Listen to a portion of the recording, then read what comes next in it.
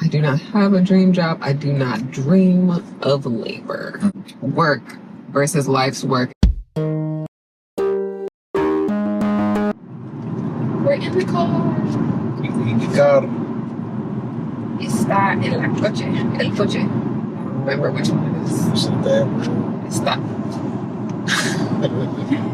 Estás en el coche. Está el carro. I'm not even being problematic. I thought I heard that one. I don't know if it's car. I don't think I've heard car. I've heard el coche, el auto. Automobile? Okay, so I'm rusty. I need to go back to class. I messed that one up. But I don't know. Maybe my phone is recording. I was gonna say as a double check. But I was most familiar with el coche or el auto. Apologies, but El automobile. you set us off today. You were the one that was ready to record today. Well, you brought it up. You brought it up this morning. You were like, maybe we can incorporate it. Yeah. Oh yeah, we haven't talked about my new. Yeah. Well, do you want to lead up to it with what the path has been? Because we left off, we were telling people about bodies of creation, and you were talking about you just left your job. Yeah. What's next? Where are we and how did we get here? Yeah, so how did we get here? So, I stepped away from quit my job. And so the last few weeks I've now been... You didn't say it. What? Oh, I quit my job. Now what? So I'm starting a series that will predominantly be on TikTok and YouTube at first. We'll see. Y'all let us know here on Instagram. Would you watch? Because Instagram, yeah. All the platforms, honestly. But I get engagement, like actual communal conversations on TikTok currently. So, yeah. That's where it's at. Yeah. So we're hoping to get away from all these parasitic platforms. Yeah. So catch this on Patreon. If you're enjoying watching these, see the full thing on Patreon. Yes. We don't look at that as a parasite at the moment. Yeah. Hopefully we never will have to. But it's run by an artist who thinks about things from an artist's perspective. I respect and love that and appreciate that. And I think that's where we got to put our time, effort, and energy. Yeah, it's for artists by an artist. And right now it seems like the most resonant thing for us. Yeah. So, yes. So I quit my job. Now what? So right now that now what chapter is including reading Zen, then I just lost my bookmark. Zen and the Art of Making a Living. It's a creative career design book, and it's been really resonant. Why are we there? Oh, I'm here because throughout my life I've had a challenge with work, and my association with work. And my association with work was from a very young age being one of those folks like, oh, she an old soul. Like, she's very perceptive. But because of that, with that keen perceptiveness, what I observed and therefore told myself the story of my parents' work experience was seeing them work long hours, seeing how tired and exhausted they were, seeing how the corporate world treated them now very different. The place my mom worked for, like, she had probably one of the most, what I would say was incredible work environments and flexibility environments and incredible folks that she worked with. Amazing. However, I witnessed my father go through one of the more tragic experiences with corporate America and worked for a very large, well-known company, actually, bank, commonality with my love, and he was laid off. And I saw how that rocked our life. But also, I just watched my parents be tired. I watched them spend all of their life between work and church. And then we, of course, had beautiful family experiences and things of that nature, but they worked a lot. And we were oftentimes the kids who got picked up late from daycare because they were coming off from the train, just trying to make it and get back. Yeah, so with that being my interpretation of work, I wanted nothing to do with it because of how I saw it impact my parents. And then adults I knew in community at large. How it impacted you? Within the church. Yeah, how it impacted me when I spent 2 seconds in the workforce. But I mean, as how your parents. Oh yeah, and then the impact it had on my parents and then had on me and my experience. So from a young age had abhorred the idea of work because that was my concept of work and what work was. And then I was often being told and reminded because I was the arts child. I was the art child. Tried to stick my hands in all of the things that I possibly could to see what I liked, what I loved, and the things that stuck out the most were things that were movement related, so dance, gymnastics, loved it. And then photography, like those were the two big things. And then painting, but for fun, but I did not explicitly go into necessarily any studies outside of personal studies for painting. I digress. I had several people constantly saying, yeah, it's all well and good and great that you love art. That's great for you, personal. But what are you going to do for a living? What's going to be your life? Like, what's your career going to be? And it was quite often not a conversation around your art is something that can sustain you in that way. Now, I will give my parents the utmost gratitude and praise for the fact that they did affirm me and say that, yes, that is possible. You can do it. They just required that I also know if I ever was in a position that I could go out and get a job if I needed to. That aside, a lot of the other adult voices, I did not hear that same sentiment echoed. So I'm eternally grateful to my parents for being that voice and that encouragement. Did they give you but if you're going to do art, you need to you got to show up. That was their only requirement of me and my brothers was like, if we're going to help you with this, if we're going to fund this for you, you got to give it your all. Like, just like we're giving it the money, you got to come. Your part of that is practice, show up, participate fully, be invested, be self-motivated to do the thing. It can't be like pulling teeth to do all the other things that you don't necessarily want to do. If you genuinely want to do this, be about it, let's see it. Like, match us with the skin in the game we're putting in it.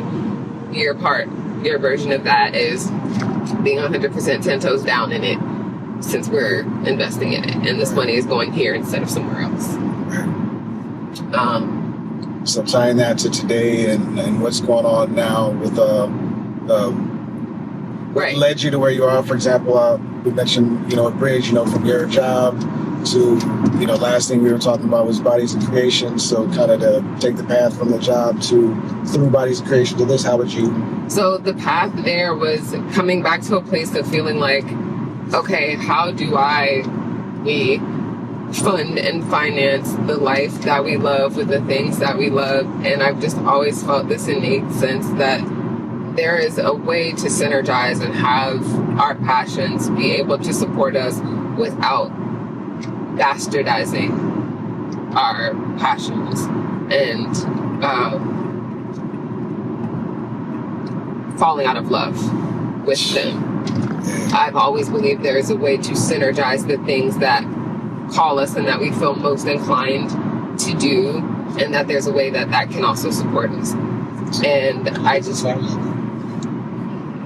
and that was one of the things where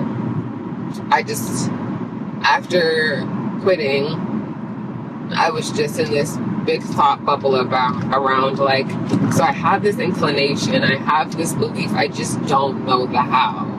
I still don't know the how. I still feel like even though the job I had felt close to something, so I thought, because it's like, okay, well, I'm working in a space that is a part of something I've discovered is a passion and that I absolutely love, which is aerial and pole. But this still is not it. It is still misaligned. It is still not hitting the mark. So understanding, okay, just being in the space isn't enough, isn't it? Because I was in this space, gave that a shot. Didn't work for me. So then sometimes instead of bashing your head against the wall, as I've discovered is not a great form of thinking and contemplating, I pivoted. So I was like, okay, yeah, there's several things. We've announced bodies of creation, but sometimes you need to do something else in order for the idea, the channel, the whatever to bubble up from within or to find you from without. Because I already knew what the what was at this point now, right? I'm like, okay, how to synergize what we love, what we're great at, what we're passionate about, and be life-sustaining for us. Something else that we've been needing to do is we've fully moved out of storage, but we haven't fully organized and gotten the boxes organized into the basement, creating structure, and some of that has looked like going through all the boxes before taking them from upstairs into the basement to create order. So it's like, all right. Get rid of stuff too. Right, so opening them to get rid of stuff, consolidate, organizing the basement. So I was like, okay, I'm not being able to focus on computer work. I possibly just need some decompression time since a lot of what I was doing for the studio was also computer work. So I was like, we do need to get through these boxes. Let me pivot my focus to that. So I started moving through boxes. And a couple of days into moving through boxes, I find one of our book boxes. And this box was split between books that we loved and enjoyed along our version of spiritual, metaphysical, soul, life perspective kind of books, and journals of ours. So I found a couple journals that are also a part of some other projects, the litany of projects that we have. But one of the books that I found was one that I hadn't started yet, which was Zen and the Art of Making a Living. And we are avid thrifters. We love thrifting. And this was one of the books that I picked up on one of our thrift trips and I think it was one that we both saw and were like, that seems interesting. But just when we got it, weren't in a big reading season. We were focused elsewhere. And lately, I just have not felt like I could get myself to sit down and read. I had attempted to restart reading Atomic Habits, Working Habit of Being Yourself, and I think there was one other book, and I just could not get into it, could not focus. But when I found this book... That's odd. Yeah, that is very odd for me because I am a book devourer. I am a bookworm. I love to read. If I could just be left alone with my husband and my dog on a beach in a library of books, a magical library that'll just follow me around, I'll be in heaven. To go between swimming and reading and take a portable pole with portable out, that will be what I'm ping-ponging through. So I find this book and I'm like, oh, that seems interesting, but also I need to focus. So I set the book aside and I'm like, all right, let me get into it. But first, let me finish, clearing this box. So I also, while clearing that same box, found the Tao Te Ching, which is a book that both Shah and I have read and referenced quite often. And so finding our copy of it again was very exciting. So that's become my nightstand book. Again, that's what I read first thing in the morning as I flip through to a page, and that's what I feel like is the message for me for the day. That's and then I found that other one. Yeah. Because I was trying to find the one that you read to me the other day that we had the conversation about. Mm-hmm. When I was when you went out with good friends. Mm-hmm. Yeah. I was trying not to put her name out in case. Oh, But yeah. I guess it doesn't matter. People are people. Yeah. And I love her energy. Mm-hmm. But there's a quote in there that I was trying to find for you because I was going to send it to you while you were out with her to remind you of it. And I forgot. I couldn't find it. I was like, damn, was it even in this book? I thought I was a little crazy. So I know why I couldn't find it. Because I looked where your bookmark was. Oh, yeah. No, that's the one I read every day where the bookmark is, but the other one I just flip through. But yeah, the one I read every day is hold to the way of today to manage the actualities of the day, thereby understanding the primeval beginning. This is called the thread of the way. And that's that's a verse that just reminds me of one of my favorite Rubin quotes, which is awareness needs constant refreshing. Anchor. Anchor. And holding to the way of today. Like sometimes what was working yesterday isn't going to work today or isn't functional for this season. And so being aware of what is today calling for is very pivotal for me and is a reminder I appreciate having. But anyway, I digress. So, started reading the Tao Te Ching again in the morning. I'm just gonna check that. I'm sorry. And then this week started, I think, maybe it was Friday. Maybe I started reading Thursday or Friday. But I started reading the preface. And I have grown as a person, because I definitely used to be the person that would skip the acknowledgments in the preface because I'm like, I'm just trying to get to the goods. But I have since, I think for the last year or two, really got into enjoying the preface, because it's like the author put that there for a reason. There was a reason that they felt compelled to preface the context of the book. And this preface has been exquisite. We're still working our way through it. I think I only just got into the prologue, but I have been sharing with Bebe as I come across things that I feel like are really impactful and really speak to several of the ideas that resonate with us on a philosophical level for the way that we live our life. And one of the ways is as the aforementioned concept of there being a way to synergize passion and sustainability financially. And that's literally the purpose of this book. It's called A Practical Guide to Creative Career Design. And it's using the tenets of Zen to merge these concepts. So yeah.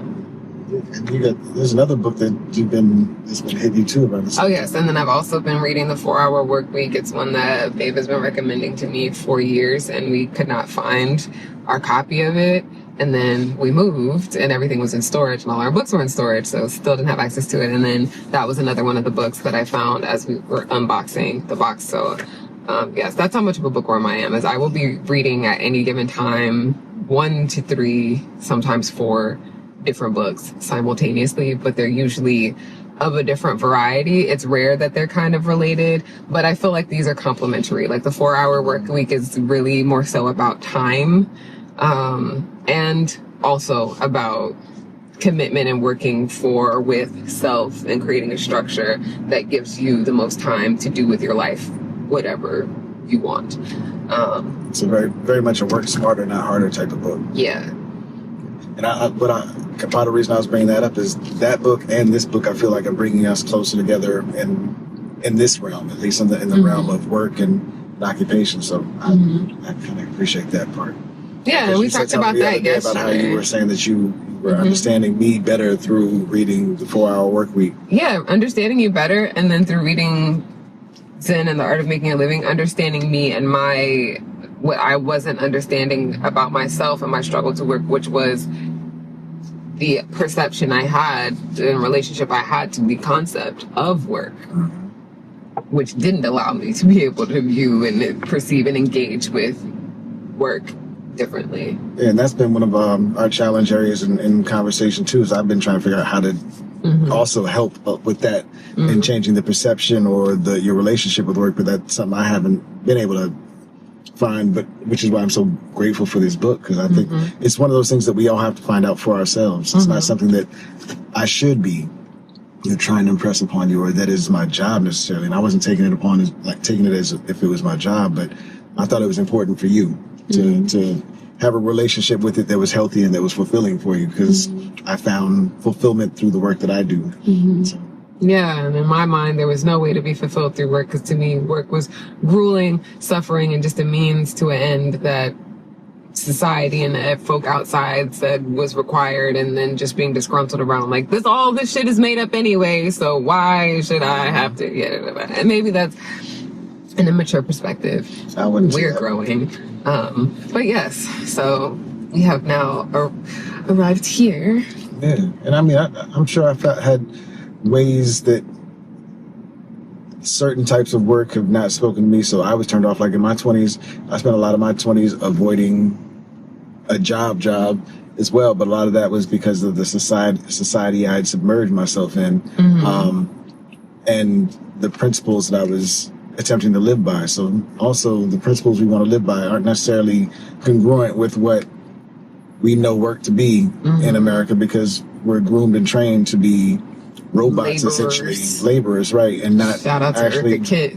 I was about to get to that. That's do not perfect. dream of labor. What is your dream job? I do not have a dream job. I do not dream of labor. Mm-hmm. And that's where I was stuck. Is I was aimless through my 20s because I had no idea what I was going to do, and I didn't actually get a job that I was serious about until I had a son on the way. Mm-hmm. And then once I got into that job, I realized how miserable I was there. So I was like, okay, now I have to do school, because if I'm going to be working, I'm going to be making money that's worth this time I'm doing these horrible things that I'm doing, and spending time in these environments that I hate being in. Mm-hmm. So, oh crap.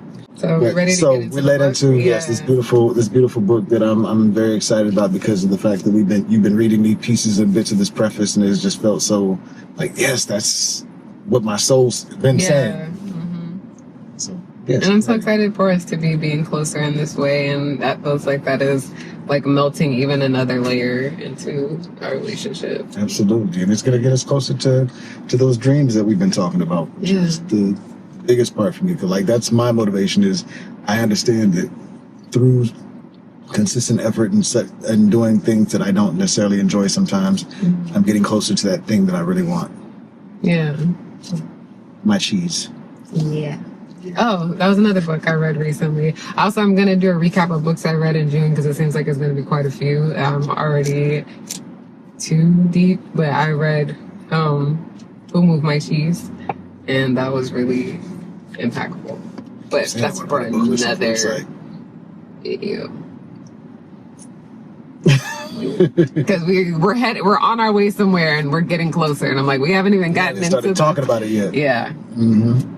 All right, so are we ready? We are ready. Okay. So I'm reading from the section in the preface called Transforming Our Relationship to Psyche. The psyche is the realm where the universal human imagination meets the individual conscience. A man or woman in touch with his conscience, literally, con meaning together, and science meaning knowledge, or the inner knower, and the potent properties of soul, is an authentic human being, and one not easily controlled by the pressure to conform to social norms. And that part really hit me. Like, it is highlighted, because the idea that being connected with your imagination and your conscience, and therefore having a conscience, makes you not easily controlled or swayed by societal norms or pressures. And that's usually one of the conversations we're having, is how so many people are not living as themselves because they are afraid to not fit the societal norm or mold. But it's literally saying, like, that is your gift. Like, and that's wholeheartedly what we believe, that each of our individuality and unique essence is here to bring something to the world and to impact it in the way that it's meant to, whether that be positive or negative, because it's something we've been talking about recently, is without, like, there's yin and yang to everything in life, and duality, and then space in between. And then asking the question, if there wasn't these polarities, would we know good from bad if there wasn't bad? Or would we know good if they're the inverse of that? Would we know good if there wasn't bad? Would we know bad if there wasn't good? And the nuance of it.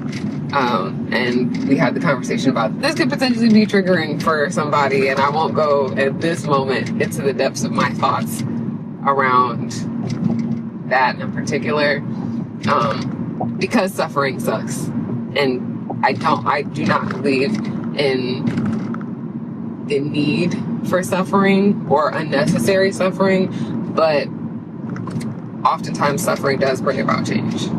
And I think we see historically that there's usually some kind of something that transpires that is a cause and effect to change. Without suffering, well, yeah, we'll save that conversation. Yeah. That is definitely a whole conversation. Yeah. So we'll get into those ideas later. Yeah. Don't crucify me in the comments yet until you can hear me out. Or submit your thoughts for consideration in that conversation. Right. Yeah. So then in that case, sure. Let's make it a convo. All right. He knows where he is in the universe, in the stages of life, and in relation to the archetypal energies. Mythology speaks to the knower within us all.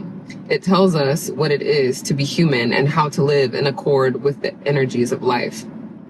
Carl Jung wrote that man is a being operated and maneuvered by archetypal forces instead of his free will. That is, his arbitrary egoism and his limited conscience or consciousness.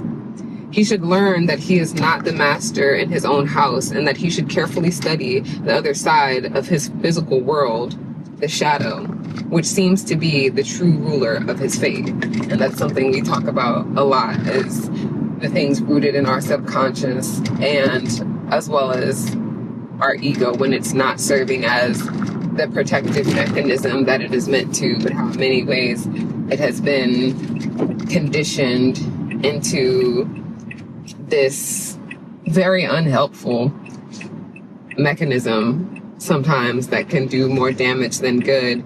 And we've talked about the idea of evolving our ego instead of the very widely pushed idea of killing it.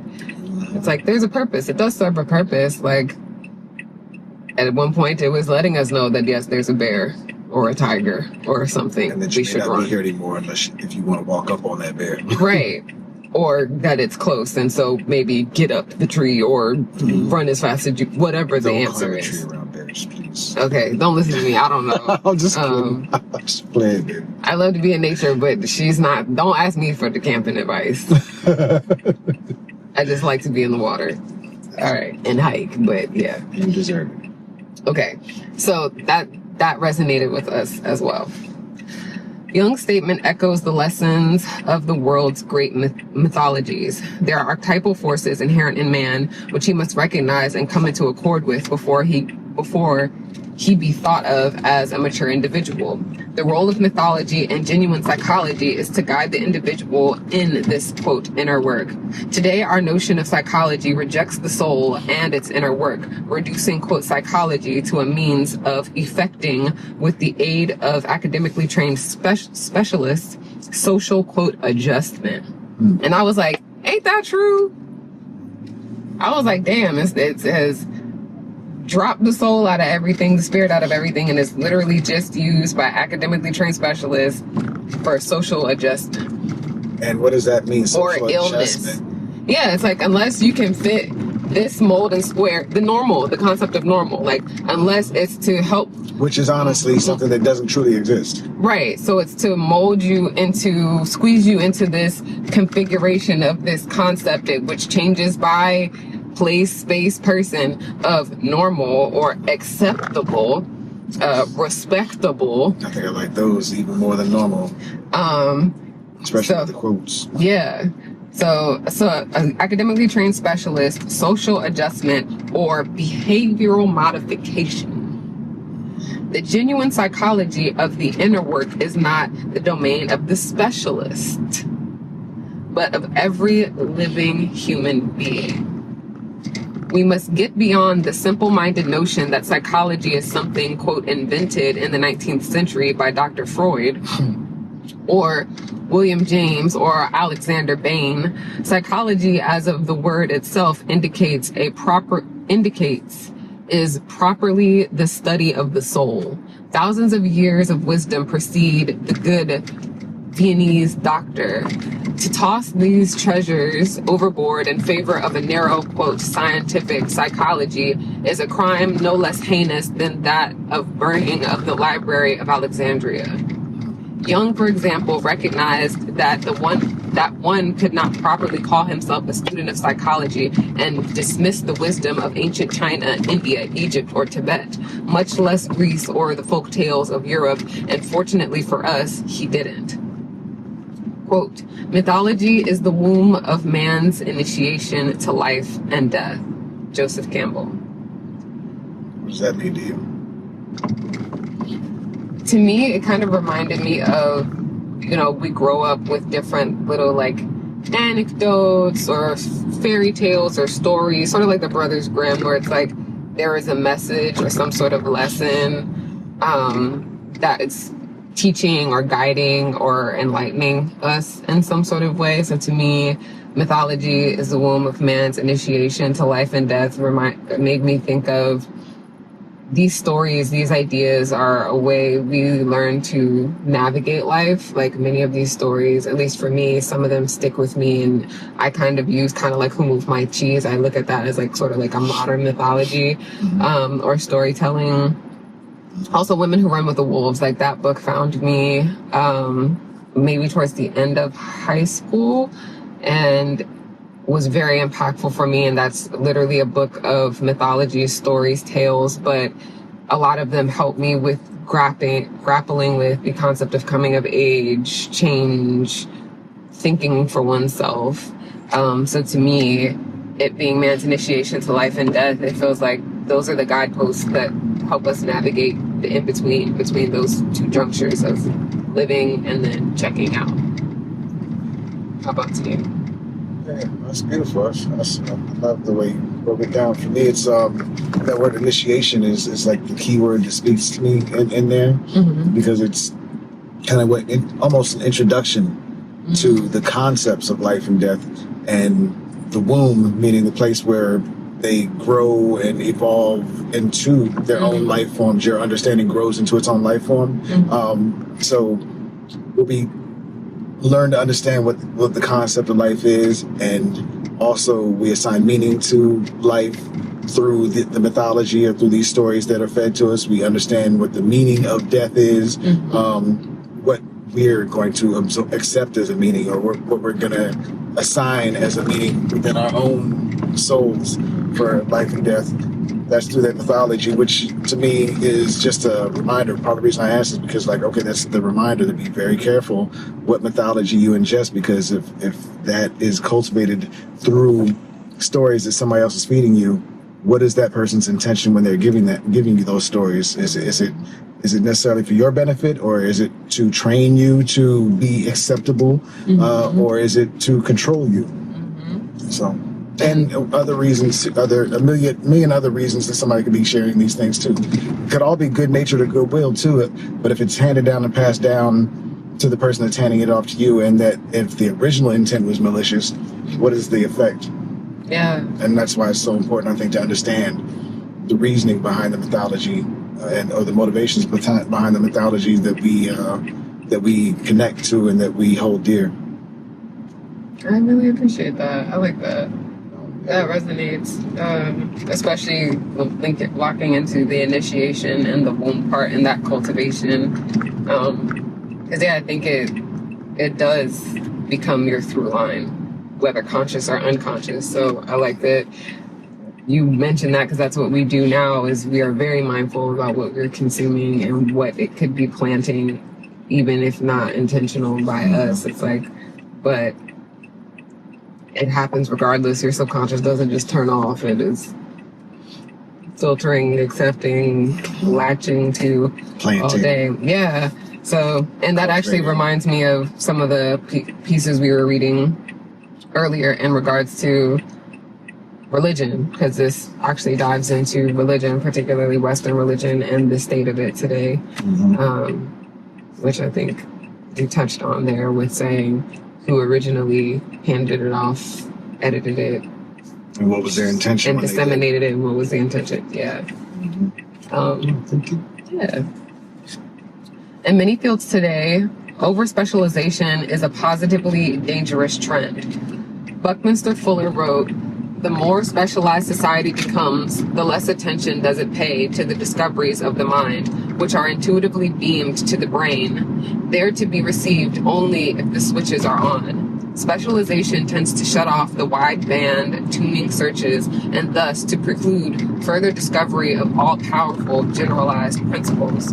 More than this, over-specialization tends to separate from us the pearls of wisdom already pulled from the depths of the human psyche. In our overly specialized culture, we've lost the value of the universalist, the generalist." And this made me think of the jack of all trades, but a master of one, a master of none, but still always better than a master of one. That's what that line made me think of. That actually made me think of something that I constantly go back and forth within myself. It's like, okay, I'm sitting here doing so many different things, but I'm not really an expert in any of the different things that I do. So is that the battle within myself? Is that why I have not, quite gotten the quote unquote success with any of the things? Is because I'm not focusing on just one and developing it. But I also, the warring side is, yes, but if I'm only solid at that one, then I don't make the progress in a bunch of other areas that are kind of necessary to help sustain that one. So it's definitely refreshing to hear that from a career advice manual, so that I don't feel like, okay, I'm really stuck going down a path that may not ultimately serve me, because there is that doubt that creeps up every once in a while, but my soul says no, this is the path, you got to do it. And in the midst of this journey, there are a bunch of different gems and jewels you're going to be collecting, and skills you're going to be collecting, and you're going to be utilizing all of these. And lean on the specialists. There are people who are specialists, and that's all they want to do. That's their all goal. that's important to them. That's what works for them. That's their purpose. And kind of like you said, you picked up from the 4-hour work week. Learn to delegate, learn to partner, learn to build teams and societies, and cultivate build a culture where you can connect with different people, and you can all kind of symbiotically get toward that end that is through the means of working together.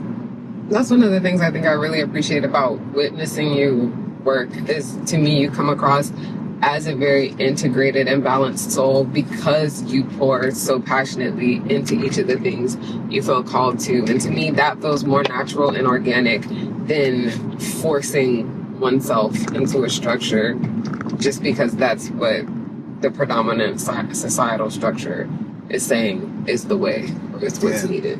Because also coming from a sick society, there's a lot of imbalance in that balance too. Yeah. For me, inside of me, I'll say. But but it's a work in progress, and just witnessing you find it, but still continuing to always come back to self and come back to that exploration is very inspiring. Thank you. Something I've learned about balance too, I've been thinking about, especially when talking about the 8 dimensions of wellness and everything. Mm-hmm. Like when it comes to riding a bike, you don't just achieve balance by just sitting on the bike and sitting still. Yeah. You maintain balance through constant motion. So you're out of balance, you're back in balance. Out of balance, back in balance as you're moving the whole time.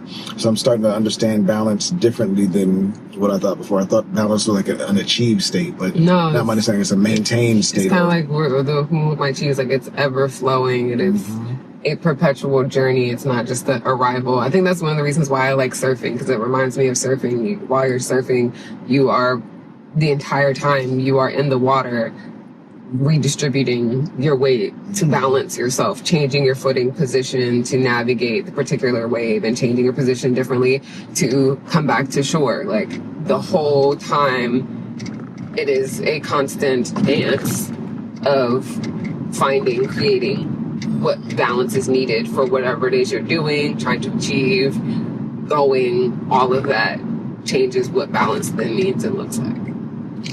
Okay. The universalist is a humanist in the best sense of the word. Her subject is man, not in any particular historical or cultural context, not in a narrow specialization, but man, whole, as he is. Especially in our time of great transition and upheaval, it is vital that we integrate the lessons of those who have made it their task to study what is constant in the human experience. In the century now ending, we have had great universalists, among them Carl Jung in psychology, Joseph Campbell in mythology, Ananda K. Kumaraswamy in art, Aldous Huxley and Frithjof Schoen in religion, Buckminster Fuller in the study of structure of the universe. All have had their difficulties with academic narrow-mindedness, and yet have left legacies well worth mining. They themselves have made it their task to extract the diamonds from the coal of human knowledge. In discovering the universally human, in other words, the human soul, you recognize your own soul and its unique life's work. The only way one is capable of original work is to work in unoriginal themes, the universal human themes. Only in this is there the possibility of art.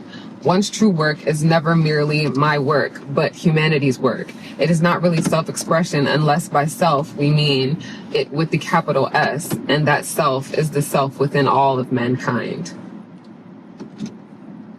So that was the end of that section. So great timing.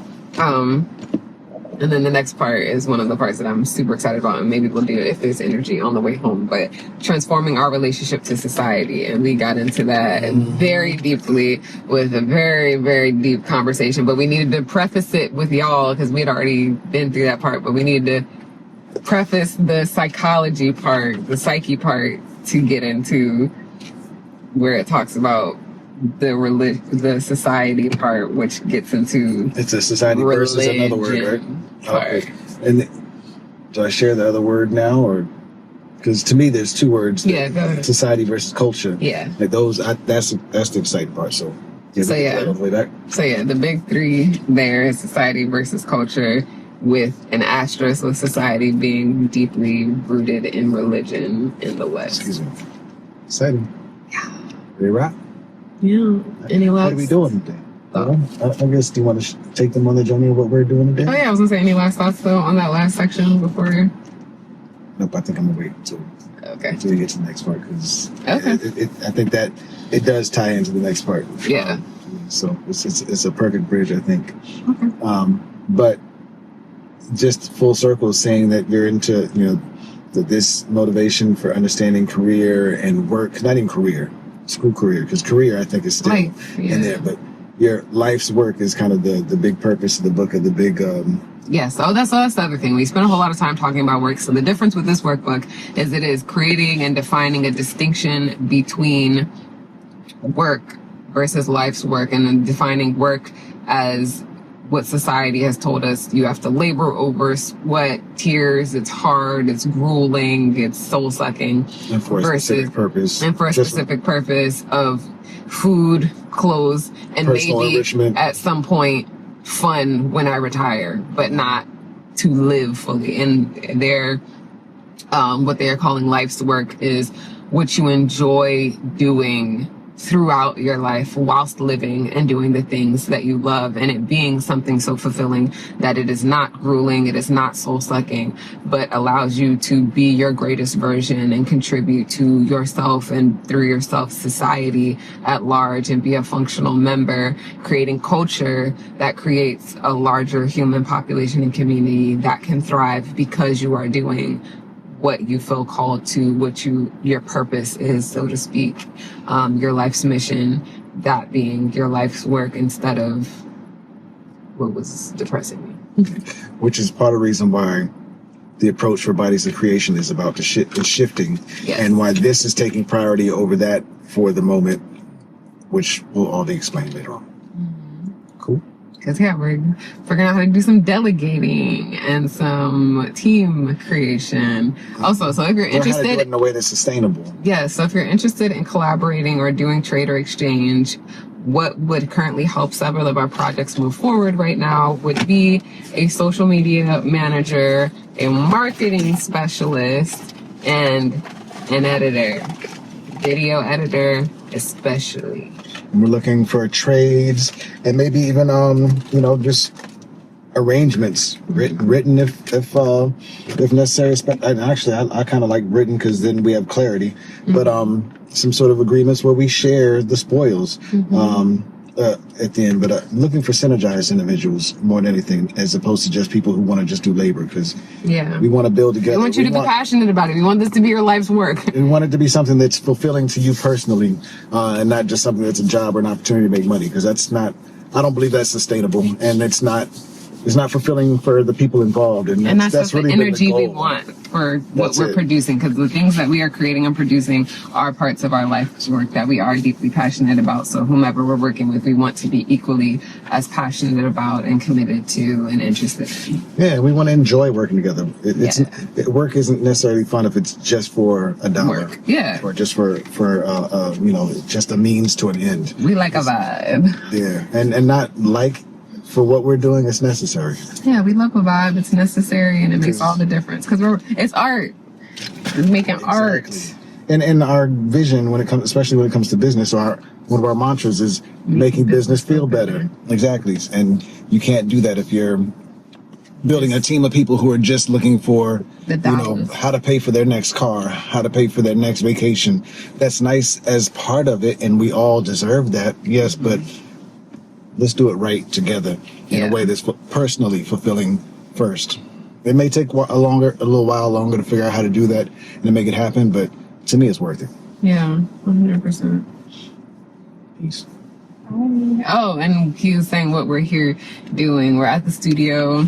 Yeah. I'm gonna be life's work shit. Life's work. That kind of came about as a result of our visit last week. It was your introduction last week, right? Yeah. So got introduced to the good folk at the studio that Babe and Q and Quaz have been working out of, and so, have been building. Yeah, have been building. And it's really Q and Quaz that have been building it the most. I've been here to support and help figure out where my role is and to document the process and to figure out where my role is and where my space is in this. Yeah.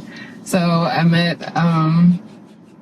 the dope creative people of this house, this space, and got to do some creative collaborative sort of like consulting work with them, helping them with some breathwork techniques and some movement.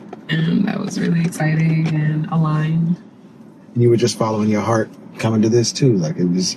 It was just a question put out, like Babe had mentioned, like, oh yeah, Yani does stuff like that, and maybe y'all could meet and see, like, what pops off. And it was just, I'm in a season of saying yes, but when it feels aligned, like really learning, working on being decisive, because I do tend to have, that is one of my ADHD challenges, is decisiveness. So I'm working on that, decisiveness and focus. You feel like an ADHD challenge? Yeah, because it's all linked, but we're not going to get into that part now. There's another conversation I want to have on diversity one day too. So, I understand. You got the face like, oh no, it's not a. Yeah, okay. I was just looking at you. You were talking.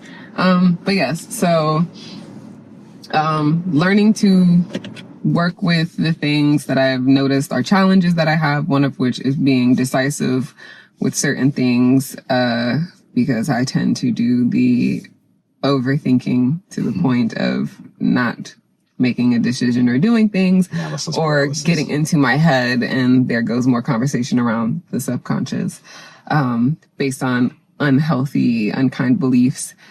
So that is part of my work right now, is being decisive and saying yes to things that maybe I normally would say no to because I talk myself out of it or be too anxious, etc.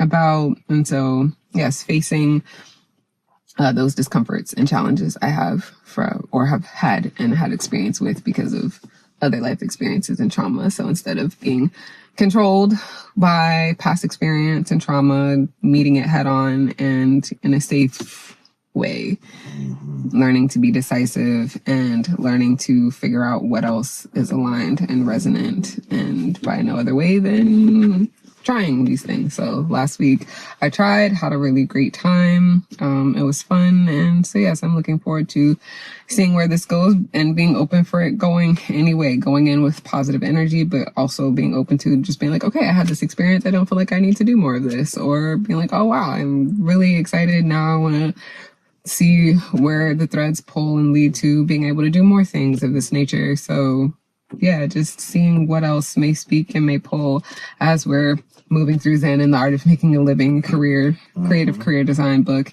and navigating how to be in the life and the experiences that we want to be, which look like travel and more aerial, moving in the air, our home, being in our own home again, and also being at home on the road again. Yeah. For a short period, for periods. Yeah, and traveling, like we have intentions to be away a lot of next year. So just putting down the roots so that can happen. And one of the magical things about just being open to showing up and doing it too last week, I think is really cool and notable.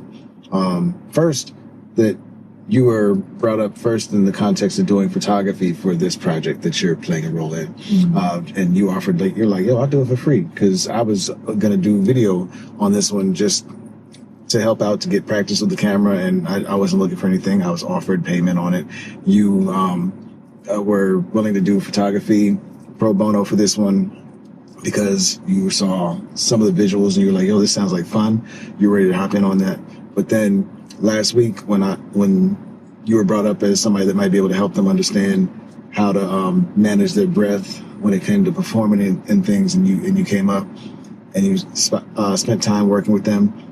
It evolved. Your role evolved from being somebody who would just take photos or just help with breath work into what sounds like so much more in this project, which I think is cool. But on top of that, you also got just magically sent some money. Mm-hmm. So and then you also got to participate in a studio session that night as well, where you got to help coach the artist that was on the mic to a degree as well. So there's so many other pieces that you came out of that session fulfilled in so many different ways that excites me. And I'm just like, I guess what I'm mentioning all that for is to like count the blessings, but also to ask like, how does that feel? And what's like, we've talked about it, but I wanted to capture that and have you articulate that on camera, I guess is what I think it's hard to do. Yeah, I think it's hard to do on camera, but yeah, it was really dope.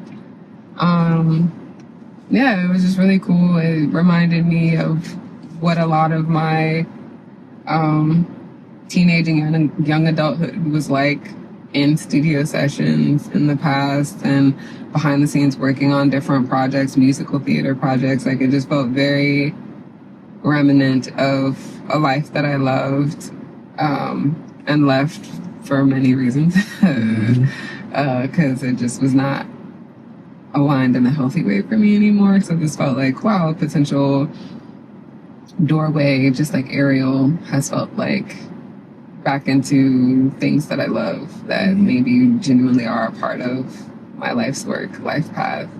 And now I have a far more stable inner space that, will allow for me to have an even better outer space and just know how to navigate things better, even better at saying no now than I was then, and standing by it and not feeling bad about it. And I think that's probably the biggest difference. It's like really strong boundaries, really strong no, and now learning to cultivate a really strong yes, because I've gotten really great at saying no. And that's one thing about breaking the habit of no, about atomic habits that I love, and I'm sure it's come from other places too, is that one of the lessons I drew from that I was learning, but I didn't have the words until I saw it written in those words, was something about once you're really clear about what your yeses are, it's very easy and almost automatic to be able to say no with comfort. Mm-hmm. And I did it in reverse. I just got great at saying no to everything. Well, I think we did that. And then didn't know how to say yes, became anxious around saying yes, did not trust saying yes. And so now in a season of being very decisive and mindful around what receives a yes. So your yes is getting clear. Do you think your yes is clear? You think through this book and through this process of I quit my job now, what you're going to clarify your yes? Yeah, I think I'm going to clarify my yes, because I know what some definitive yeses are right now, but they currently don't have clear endpoints to finance. Yeah. And our goal right now is the financial focus. Yeah. Or at least building a dream. Because the finance doesn't have to come now, but we do need to have some means to sustain ourselves. But getting toward this end goal will absolutely feed So I think that part. That's a byproduct. I think I have yeses that are absolutes. And I think now the focus is yeses that are absolutes that also can help us in the areas that we need support in right now, which is getting a strong financial structure. Yeah. So you have some absolute yeses in your mind already? Yeah, and we've talked about it like Ariel, but I'm still at a training place where I am not yet able to do something with that in a way that I feel compelled to, like performing. I'm not yet at the space to be able to just like go out and gig or like audition for a company or something. Yeah. I'm still in a training place with Ariel and Pole. So right now that is a cost, not a contribution to the fund's building. It is currently an expense, not an asset. So that's a hell yes. Photography as I feel like it, like the things that inspire me, again, is a hell yes, but it's currently an expense, not an asset. And also the way photography works, you have some pieces to work out. Like there are pieces I think that you want to delegate of the process. Am I clear on that, or are you still figuring that out? The post process, like I love the shooting and I love the edit, but the sharing portion of it, and was what we were talking about, is where the social media and marketing aspect of it is where it gets hinky, and then the ways that it can be financially soluble, as I am not interested in just anybody being like, I want to book you for this. No. That's what led me to burn out before, was being open and willing to work with any and everybody. Yeah. So, yes. So those are hell yeses. Like there are many things that I know that are hell yeses that I enjoy, that are fulfilling, but don't currently create lifeblood for us. Writing. So it's just figuring out, navigating either how these current yeses become financial pillars, or continuing to explore and discovering the thing that feels just as good, as aligned, as organic, that can be a source of stability for us. And I'll tell you just what my gut says and what my soul says, of what drives me when it comes to this is, I don't know if I think it's the same way for you too, is that I don't know that it's necessarily a concern that these arts, these crafts, or these practices become financial pillars or things that draw money, but really finding ways to just dig in and sink into practices where we're into these practices naturally on a regular basis, and just trusting that something will, as a result of us pouring into our passions, will generate the sustaining force to allow us to continue pouring into them. So not necessarily saying that I'm pouring into music because I want to make money making music, right, but I'm pouring into this passion because maybe something completely unrelated to the music, as a result of me pouring into the music, will bring the funding in. So. And I think I mentioned the funding in the way that I did because right now all of my passions require funding first for them to happen. Like without funding, I can't take class. I can't train. I think that. But like grants, for example, is one way that it could come in. Which we're looking into, and honing, which is the way I do get to do some of the things that I enjoy, like reading and writing when it comes to grants, but it is different, arguably. But so, which is why it's really important to me to share these stories, because I think through the stories and through our story, and through people seeing this, I believe that's going to help lead us even closer to finding those answers, whatever those answers are, whether it's related to the art or not. I think the answer is just going to come from creating awareness about what we're doing, because it's going to help us connect with more and more people, and through that community, something I trust is going to happen. Me too. Yeah. Ready to rock, baby? All right. That's all. Shout out to Pop Town Jess. Love and Paradise. Peace.